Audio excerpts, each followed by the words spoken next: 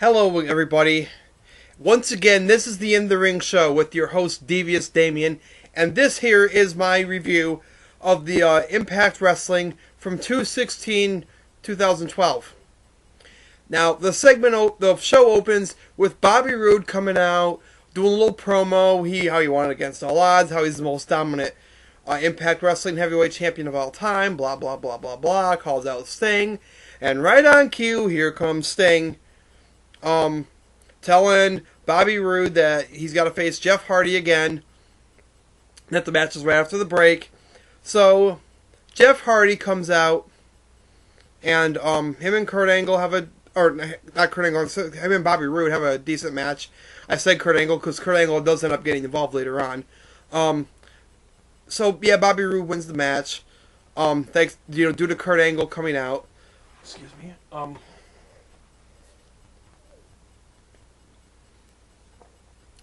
Now, where they're going to go with the whole Jeff Hardy and Kurt Angle thing, not really sure. I just hope they turn it into an entertaining angle. So then afterwards, there's a little video package talking about the Jesse Sorensen injury, how he fractured his C1. He temporarily had lost all feeling. Below his waist. Yeah, below his waist. He was basically temporarily paralyzed. He's regained feeling in his lower extremities now, so hopefully, Slowly regaining. yeah, he's hopefully he'll be able to come back, and I gotta believe that originally Jesse Sorensen was supposed to win that match at Against All Odds. I just don't see why. I understand Zema Ion's a good wrestler, but putting two heels against each other like that, something TNA doesn't normally do. Now I could get into a debate as to how, what Zema Ion did to Jesse at Against All Odds, but that's another video for another debate. Anyway, so then Zema Ion and Austin Aries and against Shannon Moore and Alex Shelley. Well, after a decent match, which there was dissension between the team of Aries and Ion, Aries and Ion win, and I think my partner, who is off camera, Devastating Deb, is going to say something. Deb, what did you have to say? Oh, I was just going to mention, on a side note, Jesse Neal is coming back soon. Okay, so we got Jesse Neal coming back soon, so we're probably looking at... Very soon. Very soon. So yeah, we're probably looking at the reformation of Ink Inc. So for all you Ink Inc. fans out there, well, woo! Cheers. But I did like that combination, Alex Shelley and Shannon Moore. That would make an interesting tag team if the Guns or Ink Inc. Permanently split up. Do I see that happening in the near future? No, but if it ever did, It was odd to see that combo though. yeah, I was. Anyway, That made for a really good match. so then you got the vignette with Gail Kim and Madison Rayne talking about, like kissing and making up, but not in those words, but that was the gist of it, and with the number one contenders battle royal, and being on the same page, blah blah blah blah blah. So here all come all the knockouts, and they have a knockout battle royal. Madison Rayne gets in the ring, says any knockout in the ring right now can be the number one contender for the knockout championship. So then Madison proceeds to climb out of the ring, and does her whole thing. And, to close, I think one of the last entrants, maybe the last entrant to come in, was Velvet Sky. And as typical for Velvet Sky, she came into the ring, she opened the cage door, and let the pigeons loose. Okay, so I have a lot of fun doing that. But okay. Hey, but that's what this show is about, It's about me entertaining myself while entertaining you at the same time. But anyway, on to the Battle Royal. So, it appears that, Velvet Sky has won the thing. Madison Rayne gets in the ring, dumps Velvet over the top rope, and now Madison Rayne is the number one contender for the Knockouts title. Not really a surprise. I kind of knew they were going to go that direction. They've been kind of building up to that for the past few weeks now.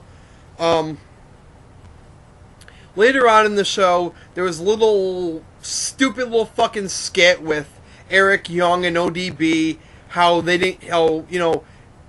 Eric didn't do anything for ODB for Valentine's Day, so he writes her this stupid fucking song on a whatever, and then of course, It's Devastating Deb thought it was cute. I thought it was fucking stupid. But anyway, so then apparently ODB gets turned on, and of course you're to assume that they went and fucked somewhere in the building, whatever. Then there was another vignette, a little backstage segment with Joe and Magnus talking about their victory, against all odds, how they won the tag belts, how they don't plan on losing the belts anytime soon, and how Morgan and Crimson are cashing in their rematch clause for next week on Impact. I like Morgan and Crimson, but do I want to see them beat Joe and Magnus for the belts? No. I want to see Joe and Magnus hold on to their belts for a little while. Let Morgan and Crimson kind of, do their own thing. Anyway, so then... Oh, yeah. So, no, I forgot to mention this. Earlier in the night, Sting had announced that there was a number one contenders match between James Storm, Bobby Roode... Or not James Storm, Bobby Roode, excuse me, James Storm and Bully Ray. Number one contenders match to see who faces Bobby Roode at a later time. So then, close near the end of the show, Bischoff, Gunner, Flair come out, and they brag. Immortal basically comes out and they brag, oh, we beat Garrett Bischoff, blah, blah, blah. Stupid segment. Why was it a stupid segment? Well, let me tell you something, brother. I'll tell you why the segment was stupid, dude. Because you didn't have the man with the 24-inch pythons, brother, to come out and save the segment. So what you gonna do, brother, when Hulk Hogan doesn't come out to save the segment for you? I was having a little bit of fun there, kind of throw a little bit of comedy in there. But seriously, on a serious note, that's what they needed to save that segment, to actually make the fans care about the segment. Do you really think that, the fans gave a shit about this happening? Had Hogan come out? Oh, the fans would have went crazy. They might have actually cared about this shit, this bullshit going on in the fucking ring. So, hey, Eric Bischoff, brother, get the fuck out of the ring and just quit trying to be out there when Hulk Hogan's out there to save your stupid ass, dude. Because it doesn't work, brother. So anyway, they closed the show with James Storm against Bully Ray. James Storm wins. A decent match. Brendan Jacobs was in attendance tonight. And Woo! Giants. Hell yeah. And of course, I think, they brought in Brendan Jacobs because they had to have the winners, remember the Super Bowl champion Giants, in the crowd. Maybe they were trying to boost their ratings. I don't know if it worked, if it didn't work, whatever, I don't really know. So anyway, he gets involved in a little thing with Bully Ray. Bully Ray starts getting in his face, pushing him, whatever. So then Brendan Jacobs immediately snaps, knocks Bully Ray right in his ass, and security starts holding Brandon Jacobs back. Then they have a little backstage segment with James Storm and Brandon Jacobs where, Jacobs says, oh, I'm here to support my friend James Storm, yada, yada, yada, so on and so forth. So then, to close the night, Sting, the last segment of the night, actually, Sting comes out, says to Bobby Roode, you have to defend at Lockdown against James Storm. Roode low blows Sting, beats him up a little, leaves him laying in the ring. Low blowed him twice. Oh, point is, he low blowed him, beat him up a little, left him laying in the ring. I hope... I guess it's okay if they're going to go with a Sting versus Roode thing at Victory Road.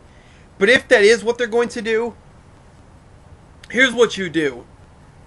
Let Roode go over clean. Just let him have a clean victory over Sting. Sort of legitimize him a little bit. Excuse me. So then that way, he goes into Lockdown against James Storm, looking like he doesn't have to cheat to win. Would I book Rude to win over Bobby Roode at Lockdown? Well, would I have Rude win? I don't know. The jury's still out on that one.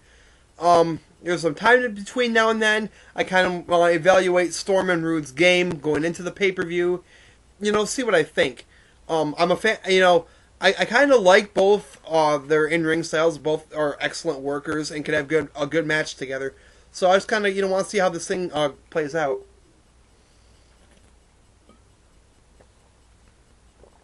Anyway, this has been my review of the Impact from 2/16/12. Let me know what you think. Opinions, comments, whatever. And please, if you're watching this, subscribe above. If you're watching me and you do not watch the Off the Ropes show, please subscribe to that channel also. Also, another channel to subscribe to if you haven't done so already, Mr. Route, which is sort of like an offshoot of the Off the Ropes show. So, yeah, watch my show, watch their shows. All of us have good channels. Also, if you want, I have another YouTube channel. It's called Damien Darkchild. Go swing over that, check that out. It's about everything other than wrestling. Yeah, that channel over there. If you don't want to hear about if you want to hear about anything but wrestling, go over there. If you want wrestling, you want to hear a lot of swearing and yelling, that's the place to go. Yeah, if you want to hear rants about all other fucked up bullshit going on in the world, go to Damien Darkchild. There's the channel where all that's out. But if you want to hear about the world of professional wrestling, you stay right here at the In the Ring show. Anyway, peace out. This is the In the Ring show with Devious Damien signing off.